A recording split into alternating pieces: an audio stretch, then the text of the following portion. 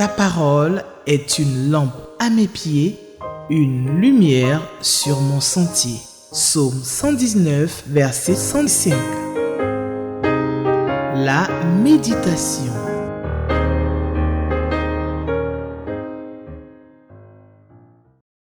Mesdames et messieurs, chers amis lecteurs de la Bible, et shalom, et bienvenue à votre émission journalière Méditons ensemble avec la Ligue pour la lecture de la Bible en collaboration avec Espérance TV, la télévision de l'Église méthodiste unie de Côte d'Ivoire.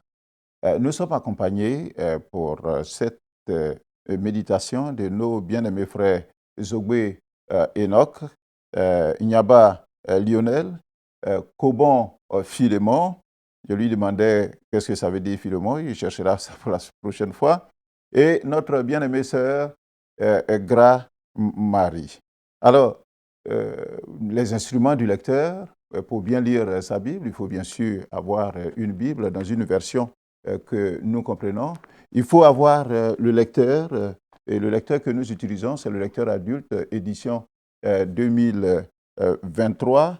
Il faut aussi avoir un carnet de notes et puis un stylo pour noter les messages ou les idées que nous retirons, et puis bien sûr un dictionnaire pour chercher les mots difficiles.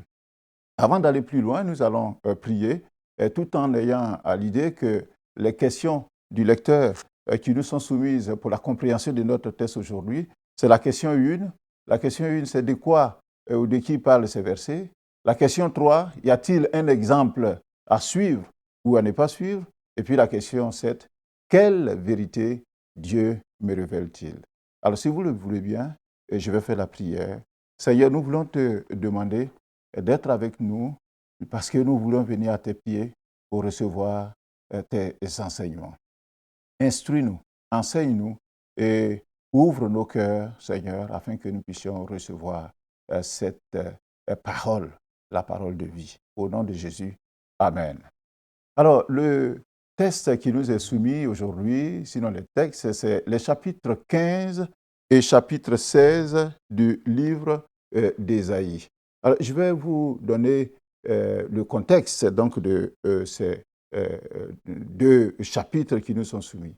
Après Israël, depuis le chapitre 1 jusqu'au chapitre 14, donc après les remontrances de Dieu contre son peuple, Israël et Juda, le Seigneur s'en prend à Babylone, et puis il s'en prend aussi à l'Assyrie, dans les chapitres que nous venons de méditer les jours passés, et aux Philistins.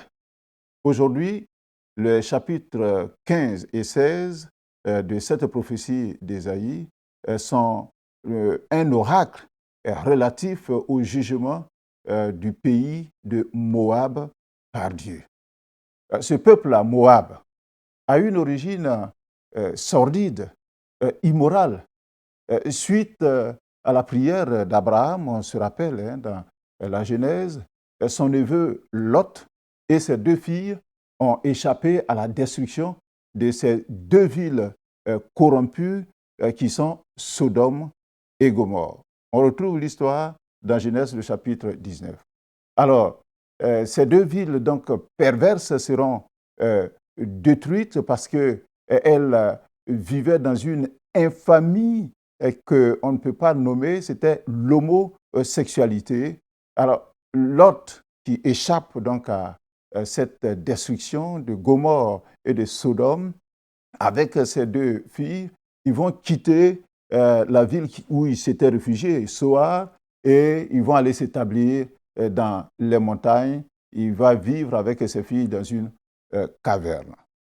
Alors, ne voulant pas rester sans postérité, les deux filles vont enivrer leur père de vin, bien sûr, et vont profiter dans ce moment d'inconscience de leur père pour coucher donc avec lui.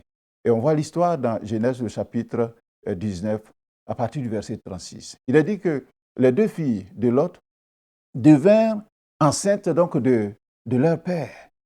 Et puis l'aînée va enfanter un fils qu'elle va appeler Moab. C'est le père des Moabites.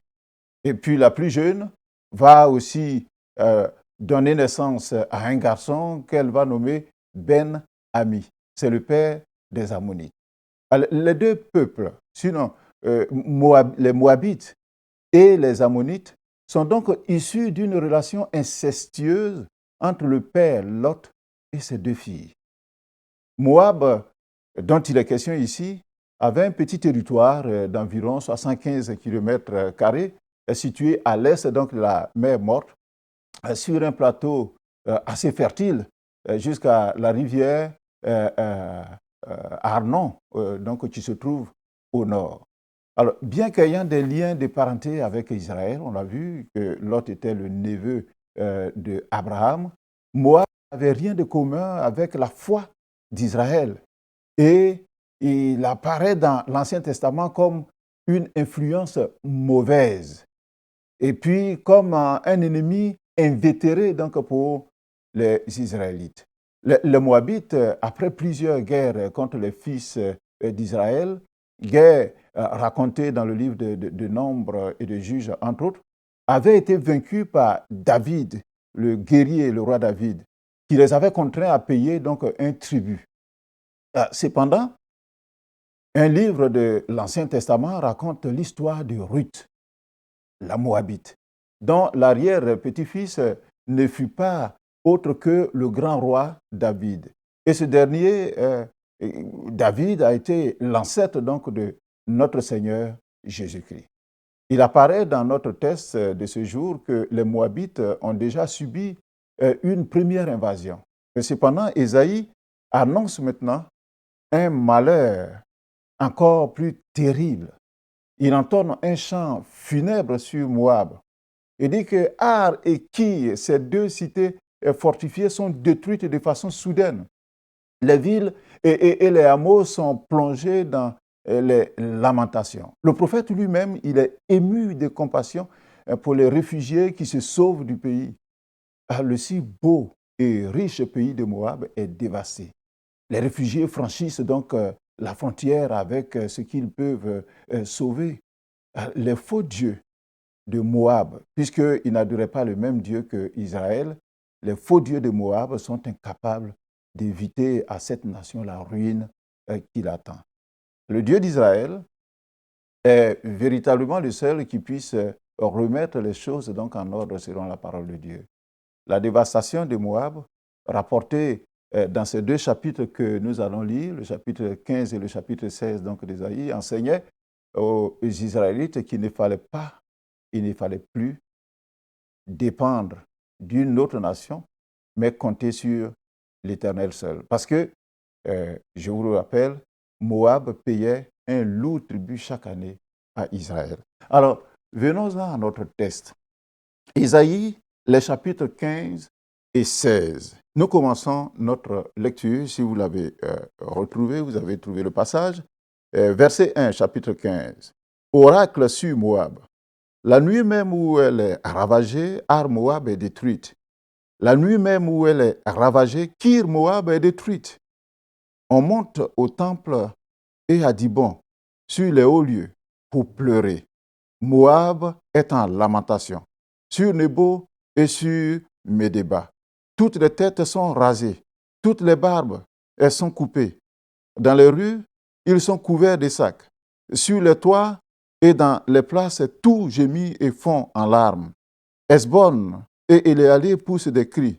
On entend leur voix jusqu'à Jahat. Même les guerriers de Moab se lamentent. Ils ont l'effroi dans l'âme. Mon cœur gémit sur Moab, dont les fugitifs se sauvent, jusqu'à Soar, jusqu'à Églat chez les Shija, car ils font, en pleurant, la montée de Lushit, et ils jettent des cris de détresse sur le chemin de Koranaïm. Car les eaux de Nimrim sont ravagées, l'herbe est desséchée, le gazon est détruit, la verdure a disparu. Verset 7. C'est pourquoi ils ramassent ce qui leur reste et ils transportent leurs biens au-delà du torrent des saules. Car les cris environnent les frontières de Moab. Ces lamentations retentissent jusqu'à Églaïm. Ses lamentations retentissent jusqu'à Ber-Élim. Verset 9. Les eaux de Dimon sont pleines de sang, et j'enverrai sur Dimon de nouveaux malheurs. Un lion contre les réchappés de Moab, contre le reste du pays. Chapitre 16, verset 1. Envoyez les agneaux aux souverains du pays. Envoyez-les de Séla, par le désert, à la montagne de la fille de Sion. Tel un oiseau fugitif, tel une nichée effarouchée, telles seront les filles de Moab au passage de l'Arnon. Verset 3. Donne conseil, fais justice, couvre-nous en plein midi de ton ombre comme de la nuit. Cache ceux que l'on poursuit, ne trahis pas le fugitif. Laisse séjourner chez toi les exilés de Moab. Sois pour eux un refuge contre le dévastateur, car l'oppression cessera, la dévastation finira, celui qui foule le pays disparaîtra, et le trône s'affermira par la clémence, et l'on y verra siéger fidèlement dans la maison de David un juge, ami du droit et zélé pour la justice. Verset 6. Nous entendons l'orgueil du superbe Moab, sa fierté et sa hauteur, son arrogance et ses vains discours. C'est pourquoi Moab gémit sur Moab. Tout gémit. Vous soupirez sur les ruines de Kir Hareset, profondément abattues. Car les campagnes de Hesbon languissent. Les maîtres des nations ont brisé les ceps de la vigne de Sibma, qui s'étendait jusqu'à Jaézer, qui errait dans le désert. Les rameaux se prolongeaient et allaient au-delà de la mer. Verset 9. Aussi je pleure sur la vigne de Sibma, comme sur Jaézer. Je vous arrose de mes larmes, Hesbon et Léalé, car sur votre récolte et sur votre moisson est venu fondre un cri de guerre. Verset 10. La joie et l'allégresse ont disparu des campagnes. Dans les villes, plus de chants, plus de réjouissances. Le vendangeur ne foule plus le vin dans les cures. J'ai fait cesser les cris de joie. Aussi mes entrailles frémissent sur Moab, comme une harpe, et mon cœur sur Kir Hares. On voit Moab qui se fatigue, et sur les hauts lieux. Il entre dans son sanctuaire pour prier, et il ne peut rien obtenir. Verset 16. Telle est la parole que l'Éternel a prononcée dès longtemps sur Moab.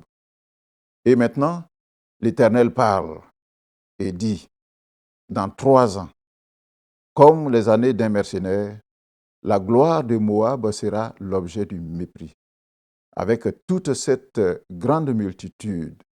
Et ce qui restera sera peu de choses, presque rien. Voilà notre test donc de ce jour. S'il y a un titre à donner à ces 2 chapitres 15 et 16 donc de cette prophétie d'Ésaïe, moi je donnerais les jugements de Dieu contre Moab. Le lecteur a donné ce titre-là de la destruction prédite. Donc les jugements de Dieu contre Moab. La prophétie ou oracle sur Moab, annonce dès son entame des calamités qui vont s'abattre sur le pays et sur ses habitants. Alors, ce chant funèbre semble décrire une invasion venue de l'Est qui devait disperser la population à la fois vers le nord et vers le sud. Afin de mieux décrypter le texte, nous allons chercher à comprendre 3 choses. Nous allons chercher à comprendre les raisons qui font donc la colère de Dieu contre Moab. Ça, c'est 1. Deuxièmement, nous allons voir les conséquences de la colère de Dieu. Et troisièmement, nous allons chercher à comprendre pourquoi Dieu qui est en colère peut avoir compassion pour Moab. Alors, allons pour la première réflexion. Pourquoi Dieu est-il en colère contre Moab dans ce texte que nous avons lu? Dieu n'apprécie pas deux comportements de Moab. Le premier comportement, c'est son idolâtrie. Son idolâtrie. Et on le voit dans le chapitre 15, à partir du verset 2, et le chapitre 16 d'ailleurs, au verset 12. Qu'est-ce qui est dit? Au verset 2 déjà du chapitre 15, il dit, c'était le temps de cette prophétie, au temps de cette prophétie sur Moab, Dibon était une localité importante où était implanté le temple du dieu moabite, et ce dieu-là s'appelait Kémosh. Qu'est-ce qu'il dit au verset 2? Il dit, on monte au temple et à Dibon, sur les hauts lieux, pour pleurer. Moab est en lamentation. Alors, cet endroit, donc, Dibon, est approprié pour des lamentations, puisque les Moabites vont espérer en vain que cette divinité-là, Kémosh peut-être, serait capable de leur venir en aide. Dieu n'apprécie guère que sa créature le délaisse, lui, le Créateur, au profit d'idoles. On le voit dans Exode chapitre 20, quand Dieu a donné les tables, sinon les 10 commandements à Moïse. Et il a dit, le premier de ces 10 commandements, tu n'auras pas d'autre Dieu devant ma face. Tu ne te feras point d'image taillée.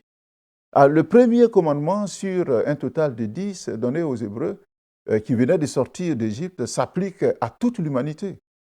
L'homme ou le peuple qui n'applique pas ce commandement s'expose au courroux, donc à la colère de Dieu. Or, Moab s'est rendu coupable de ce commandement-là. Le verset 12 du chapitre 16 nous dit que, il dit, on voit Moab qui se fatigue sur les hauts lieux. Il entre dans son sanctuaire pour prier. Mais ce n'est pas le sanctuaire de Dieu. C'est un sanctuaire donc d'idolâtrie. Et rappelons-nous ce triste épisode de la fin d'une guerre entre ce peuple Moab-là et une coalition des rois d'Israël, de Juda et d'Édom. On voit ce texte-là dans 2 Rois, le chapitre 3. Et il est dit que, il est rapporté que le roi de Moab, voyant qu'il avait le dessous dans les combats, c'est-à-dire qu'il était en train d'être battu, il prit avec lui 700 hommes tirant l'épée pour se frayer un passage afin d'atteindre donc le roi d'Édom. Mais il ne put pas donc l'atteindre parce que c'était 3 rois qui venaient contre lui. Alors, dans ce désespoir, il prit donc son fils aîné, le premier, qui devait régner donc sur le trône. Il le prit et il l'offrit en holocauste donc sur la muraille. Et une grande indignation s'empara d'Israël, qui s'éloigna du roi de Moab et retourna dans son pays. Donc c'est un peuple idolâtre qui va jusqu'au sacrifice humain. Et quand c'est comme ça, Moab, avec son idolâtrie, constitue une menace de paganisation pour le peuple de Juda, son voisin. Et Dieu ne peut pas tolérer une telle menace, d'où sa colère contre ce peuple. Alors, en leçon, ce qu'on peut retirer de là, c'est que le jugement de Dieu, les jugements de Dieu sont implacables. Et aucune idole, aucune autre divinité, aucun fétiche ne peut aider ou sauver quelqu'un qui est mis en cause devant Dieu, à moins que ce dernier s'approche vraiment de l'Éternel, le Dieu que nous adorons, et il est miséricordieux, et que par sa prière fervente et dans un cœur contrit, il demande pardon. La deuxième chose pour laquelle le Seigneur est contre donc Moab, c'est son orgueil, c'est son arrogance. L'orgueil et la fierté sont aussi à la base donc de cette colère. Quand on lit le chapitre 16, le verset 6, il est dit ceci. Il dit, nous entendons l'orgueil du superbe Moab, sa fierté et sa hauteur, son arrogance et ses vains discours. Le pays de Moab était célèbre à cause de ses vignes, de ses vergers qui couvraient son territoire, depuis le confin du désert jusqu'au bord de la mer Morte. Le pays possédait aussi des troupeaux en assez grand nombre, car un de ses rois, qui s'appelait Mécha, il payait annuellement au roi d'Israël un tribut de 100 000 agneaux et 100 000 béliers avec leur laine. La production agricole des campagnes était phénoménale. Et de plus, le pays a pu remporter quelques victoires militaires donc, sur ses voisins. Toutes ces performances-là vont développer chez le Moabite de la fierté et de l'arrogance. Les habitants de Moab confectionnaient même des gâteaux pour montrer qu'ils avaient beaucoup produit. Ils confectionnaient des gâteaux de raisin qu'ils offraient à leurs idoles. Et puis, à cause de cette arrogance-là, ils ne recevaient des conseils de personne. Tellement ils étaient suffisants, pleins d'eux-mêmes. Alors, on sait que ceux qui sont avides d'abondance en ce monde et qui se targuent de leur richesse-là, ils ne songent guère que tout peut leur être bien vite repris par Dieu. Ils pensent que ce sera là toujours. Ici, toutes les richesses de Moab allaient être anéanties soudainement. Et tout le pays est mis à sac donc par les envahisseurs. Les festivités auxquelles ils étaient habitués, surtout quand ils faisaient leur vendange, n'auront plus évidemment lieu. L'orgueil ruine l'âme, plus que n'importe quel autre péché. C'est pour ça que nous avons lu récemment donc, dans la lettre de Jacques à ceux qui étaient dispersés, et il est dit dans Jacques le chapitre 4, le verset 6, que Dieu résiste aux orgueilleux et il fait grâce aux humbles. Donc voici les causes donc, de la colère de Dieu contre Moab. Son idolâtrie, son orgueil. Alors passons au deuxième élément de notre réflexion. Quelles sont les conséquences de la colère de Dieu sur Moab? Moab idolâtre, Moab orgueilleux. La prophétie sur Moab annonce dès son entame des calamités sans précédent dans le pays. Le malheur et la désolation vont s'abattre sur le peuple. Et tout arrive en une seule nuit. Le verset 1 du chapitre 15 nous dit ceci, que la nuit même où elle est ravagée, Ar est détruite. La nuit même, donc en une nuit, les calamités de ce sombre tableau-là ont pour nom ravage. Il est dit donc au verset 1 que Ar-Moab est détruite. Et puis on parle de ravage. Ça, ce sont les mots qui reviennent donc itérativement.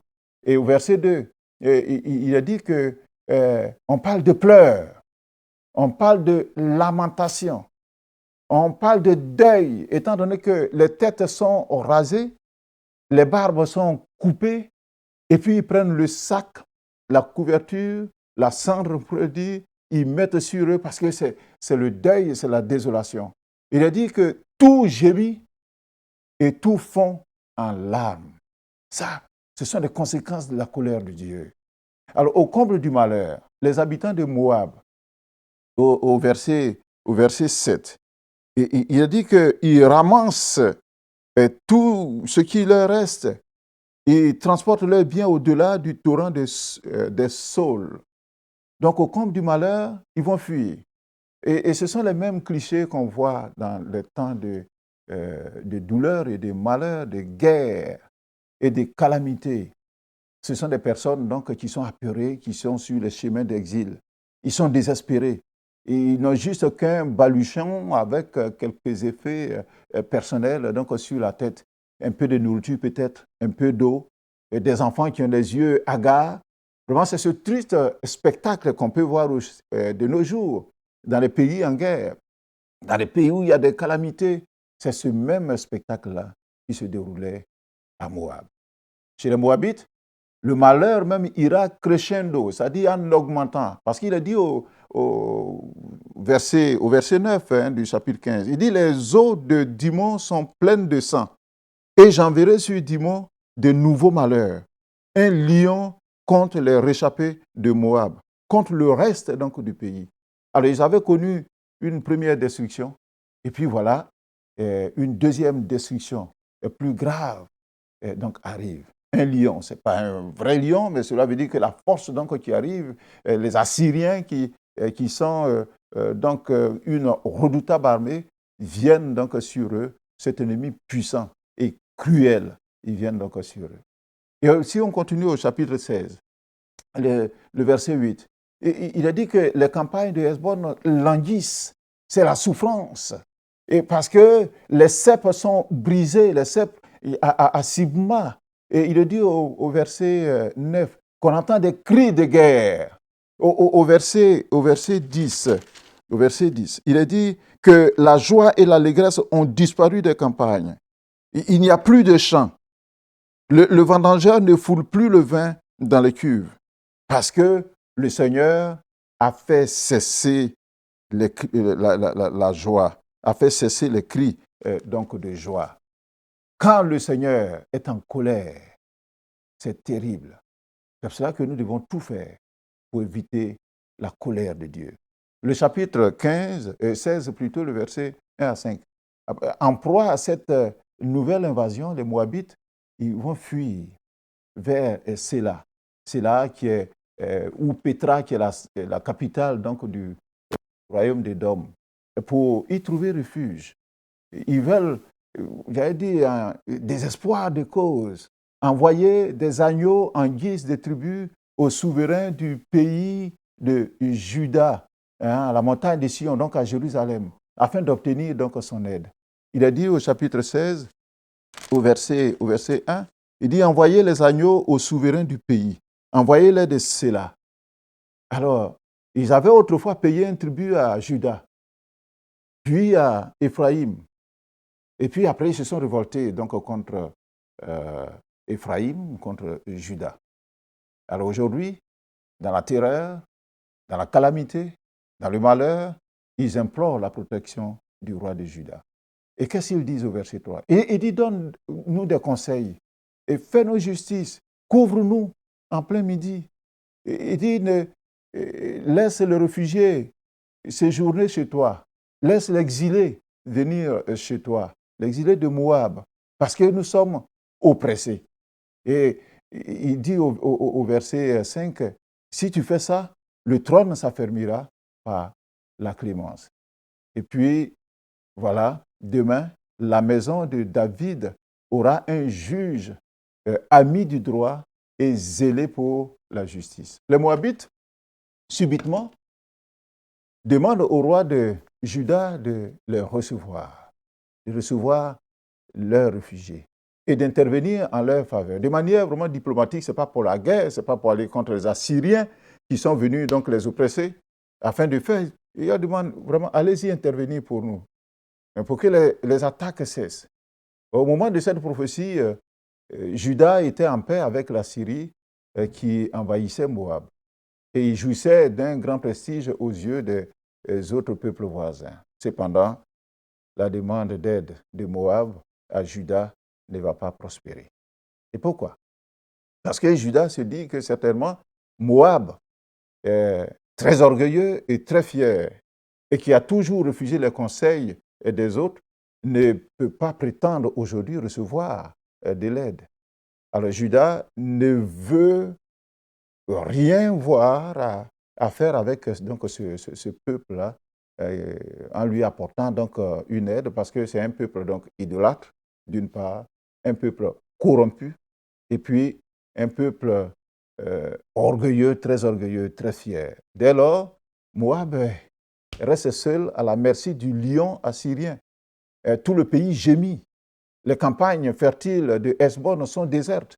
Les vignes luxuriantes de Sibma sont détruites. Le verset 7 du chapitre 16, d'ailleurs, nous dit ceci, je le lis pour vous, que c'est pourquoi Moab gémit sur Moab. Tout gémit.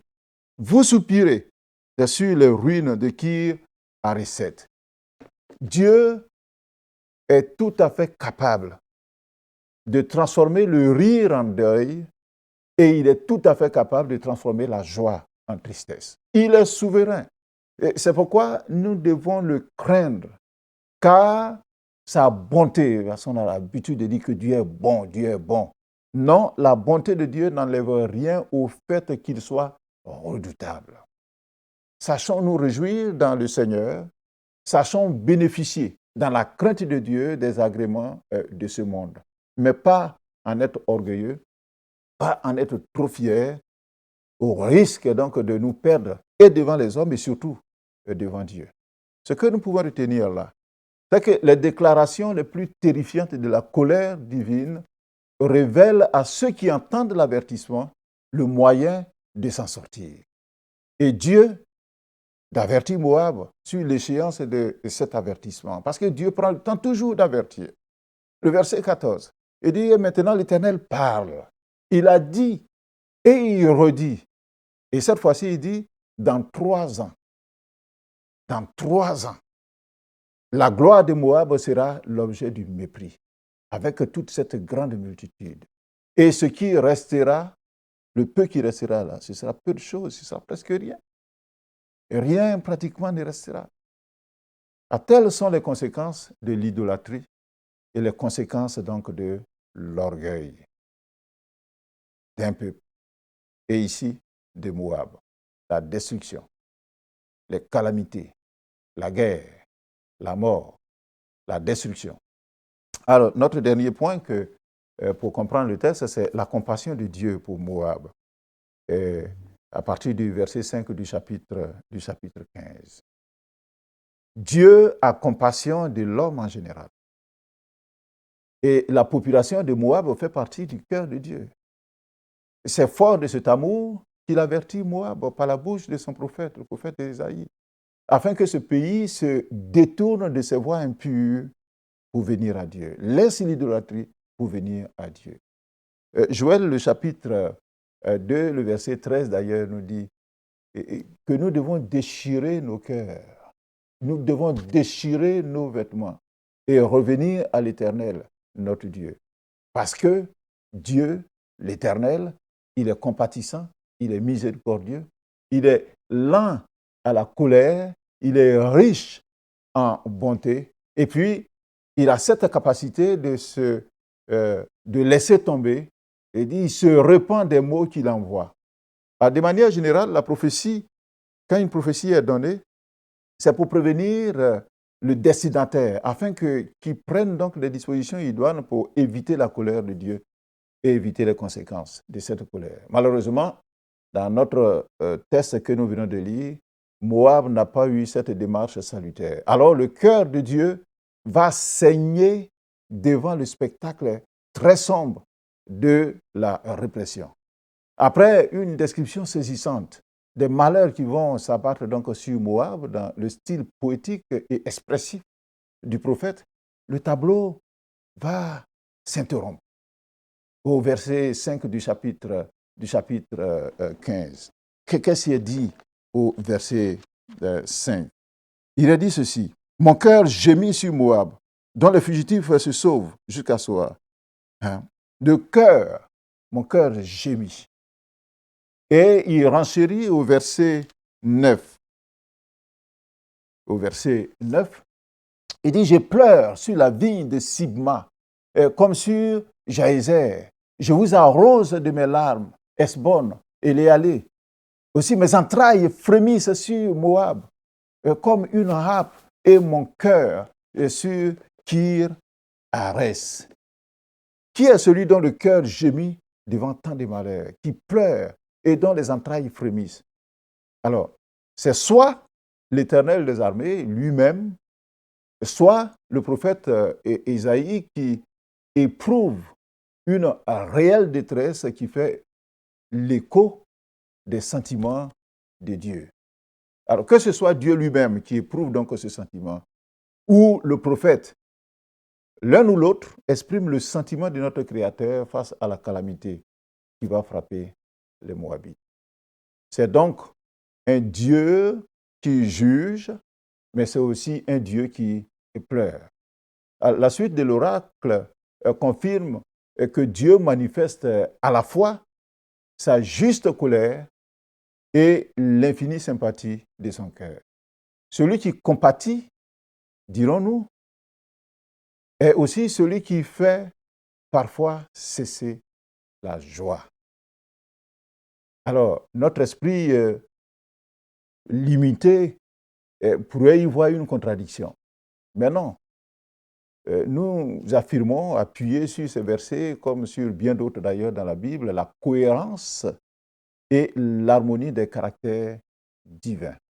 Alors, comme un Dieu bon, comment un Dieu bon peut-il permettre de telles horreurs, entendons-nous souvent. Et ces malheurs sont le plus souvent la conséquence directe ou indirecte du péché de l'homme. Alors, en même temps que notre Dieu réprime le péché, il entre en sympathie avec sa créature qui souffre. Le Seigneur Jésus lui-même, rappelons-nous, et il a pleuré en entrant à Jérusalem, qui ne l'a pas reçu et qui va même le crucifier après. Et en voyant les malheurs qui devaient s'abattre donc sur cette ville, il a dit que Jésus a pleuré sur Jérusalem. Si tu savais, pouvait-il dire. Alors, bien que le chrétien ne soit plus sous le jugement de Dieu, il n'est pas pour autant dispensé donc des preuves. Dieu peut parfois agir pour le corriger, soit à titre préventif, soit parce qu'il s'est éloigné de lui, le chrétien s'est éloigné de lui, ou l'homme s'est éloigné de lui. Mais celui qui fait la plaie est aussi celui qui l'abande, nous dit Job. Il fait la plaie et il soigne. Sa sympathie active nous est assurée en toutes circonstances. Alors, par rapport à l'éducation de nos enfants, nous sommes parfois obligés de punir nos enfants pour ceux qui en ont, à l'image de notre Père céleste. Mais en même temps que nous infligeons une punition juste et nécessaire pour l'avenir de notre enfant, pour le corriger, nous souffrons pour notre enfant, pour ce même enfant. Nous pouvons ainsi comprendre un peu le cœur de notre Dieu qui gémit quand il doit juger.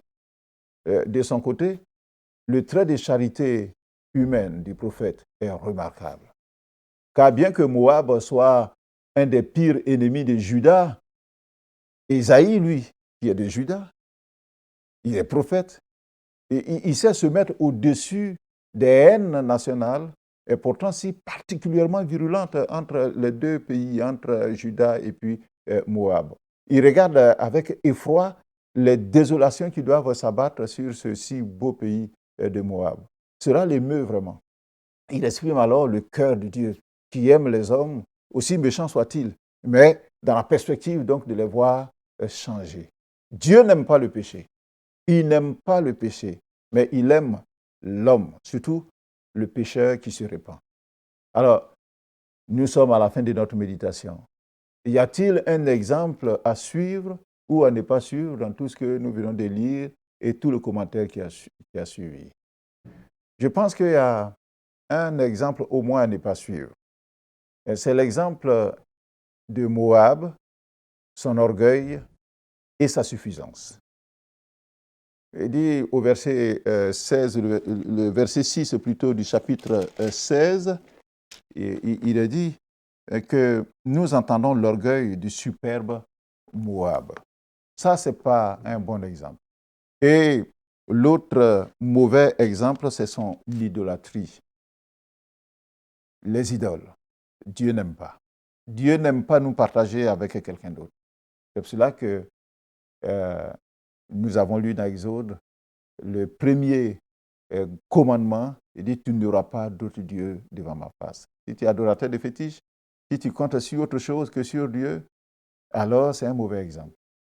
Et l'exemple qui est à suivre, c'est la compassion du prophète pour ceux qui souffrent. Nous devons compatir.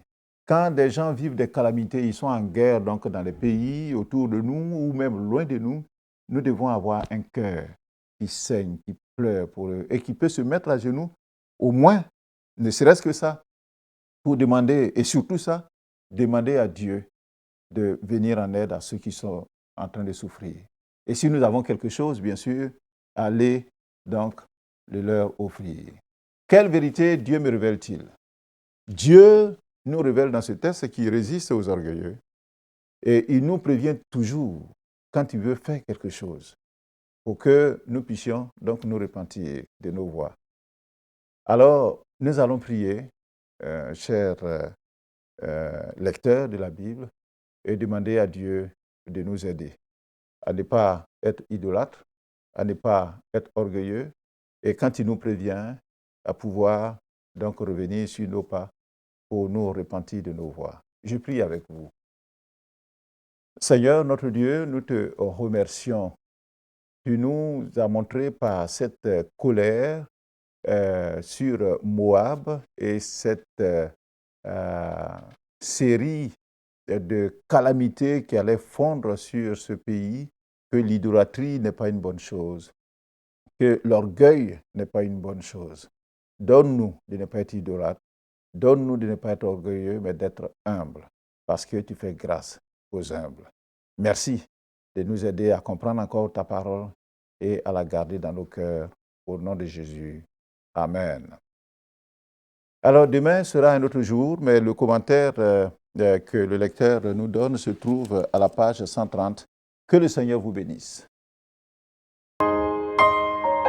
Ta parole est une lampe à mes pieds, une lumière sur mon sentier. Psaume 119, verset 105. La méditation.